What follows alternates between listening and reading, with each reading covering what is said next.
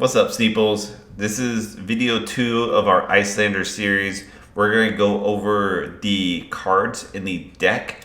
We're not going to go over every individual card as in what it does. That we kind of did in the deck tech video right there. Instead, we are going to go over and look at the stats of each card, see which cards I block with more versus playing, and which cards I pitch more versus, whatever else. We'll look at some of the little matchups that I've had and go on from there. So another short video, but a very essential one to really understanding Iyslander. So let's get to it.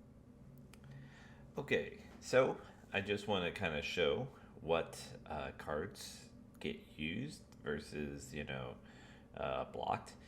Just kind of show how the cards play in the deck itself. Now, this is a different deck link, but it's the same deck. It's just a private account so that I can track my own wins and losses. As you can see here, out of 40 matches, we have a 90% win rate.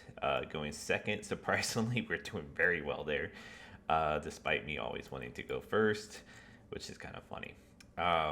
Okay, so let's kind of just go over. We can go over the matchups real quick. So I have a loss. Oh, I lost to this dash because I got a bit greedy. It was a full boost dash, and I really should have just blocked out, but instead I was trying to deal damage as well, and I think that's why I lost that one. Dromai, Tumultide, turn one, so that was tough. And I didn't even have a popper for it, so that was really rough. Azalea can just kind of get there on you, and that's what happened here. And then Katsu, kind of the same way. Yeah, just had such an explosive turn, and unfortunately, I think all I had was the E-Strike in the arsenal. And yeah, that's how that went. So, but yeah, we're doing really good against Lexis. These are all fuseless Lexis because this is internal testing. I think one Lexi was from outside, so from Talishar here. But yeah, a lot of these games, well, about half of them are internal testing, and half of them are from Talishar. Talishar is going to be, representative of an armory sort of skill level, but maybe not much higher.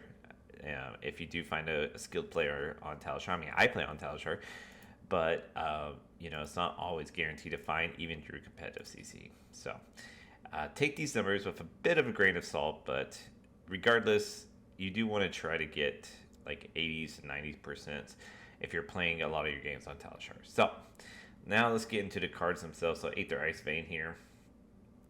And what I look for here is how many times I'm playing them versus blocking with them for our red cards here. So, out of the 40 matches, very few times I want to pitch, and that's because I don't pitch red cards all too often. So as you can see here, Aether Ice Vein is slightly more played than blocked with, but it blocking for 3 is why it's such high numbers.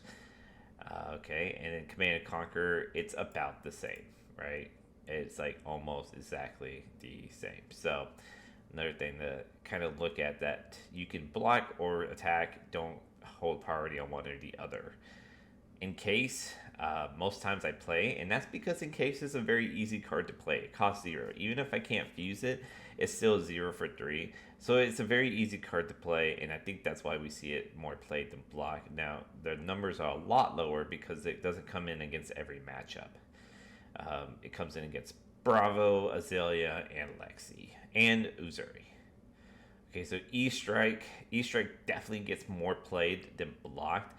And again, I think that's just really because E-Strike's a very easy card to play with. If I have 2 reds in hand, I can make E-Strike work, and that's sometimes what happens. And so that's why we see such a high number being played versus just block. It does block for 3, so it isn't a bad block either.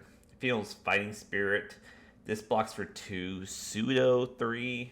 Sometimes if you have more health, which is a lot of times. But it is more favored to be played. 3 for 7 and gain a life is really, really good. Icebind. This card doesn't get played very much. I think I'm really only bringing it in against Lexi.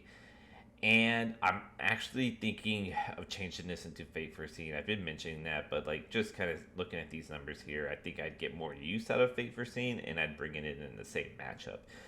But yeah, it gets more blocked anyways, and I actually get to play it. So you can tell I just don't hold a big priority on playing Icebind, and I think that's why that's going to get changed.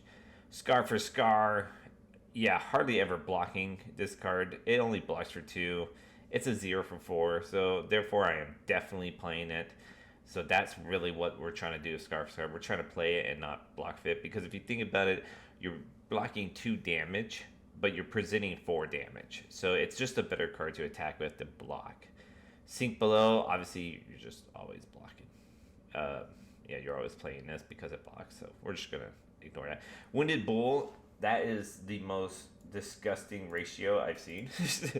It's so clear that I would rather play Wounded Bull than block with 1. It doesn't block very well at all. Blocks for 2, right? So most of the times, depending on what's coming at you and if it has an on hit or not, but most of the times you're better off taking damage to attack with a Wounded Bull for 8, maybe even 7.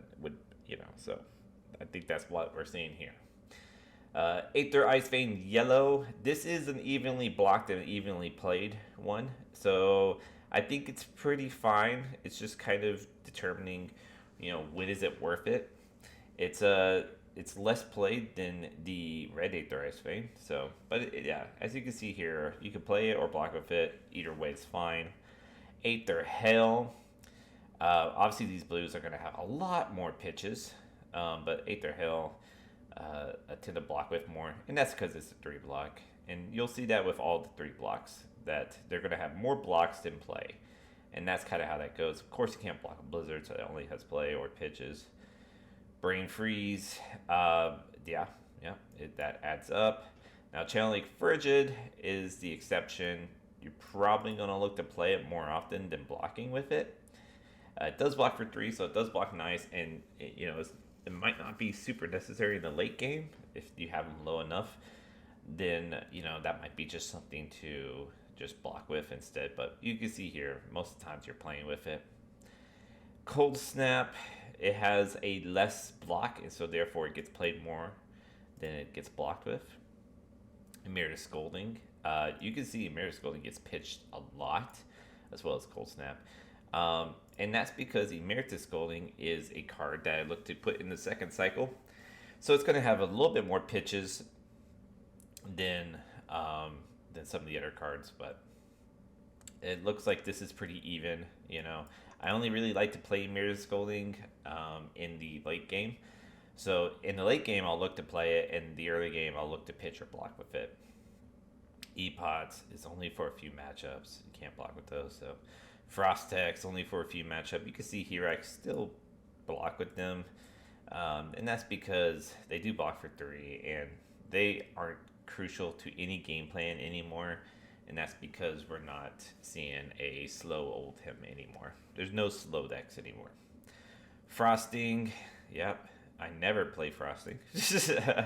And that's because, honestly, guys, it's the worst card in our deck. It really is. But it does kill a Vincerikai. It does kill an Aether Ashwing. It does present a Frostbite, I suppose, for free. But it's just so much better of a card to block or pitch. I do not put that card in the arsenal, as you can tell. Hard to Fandle, obviously, you can only pitch that one. Ice Bolt, yeah, that makes sense. It's going to have an even block in play because it does block very well, but it is one of those cards that you look in the late game to really put some pressure on. Even in the mid or even early game, it does provide a Frostbite while dealing some damage, which isn't the worst. Ice Eternal, definitely sees a lot, but you can see here that has a lot more pitch value, and that's because it is a card that I look to cycle. Insidious Chill, that one's definitely gets pitched a lot, and the reason is because it's not a good block and it's hard to play. So that's why you have such low numbers here, is because it is a card that cannot block very well, only blocks for 2, and it's situational in the playing. Obviously, turn 0, great, but other times, like unless it's a slow matchup, which as I mentioned there is none, it's very hard to find the right time to play out Insidious Chill. That being said, though, it does really increase your odds of winning. My gosh, get out of here. Polar Blast. This one really just gets a Frostbite and a Waning Moon. So, you're not going to see the same numbers as cold snap. I mean, you kind of do actually. I take that 100% back. Um, yeah, it definitely gets more pitched. It could be played more often. It just doesn't deal damage or like disrupt other than the frostbite. So I think oftentimes I will look to put something else in the arsenal over Polar Blast. And now you have Winter's Bite, which I play quite often. This card I was a little off on, but I'm basically getting used to it at this point. It's terrible blocks, so hard to block with it. It's good at pitching. It's blue, and yeah, I do like to play out a Winner's Bite and then come in with an attack to really just take cards out of their hands.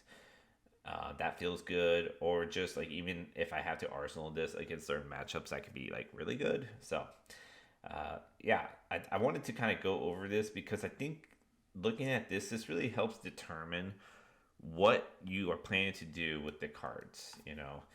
Are you planning to block with the cards? Are you planning to play the cards? Are you planning to just pitch stack the cards? And I think this really shows that.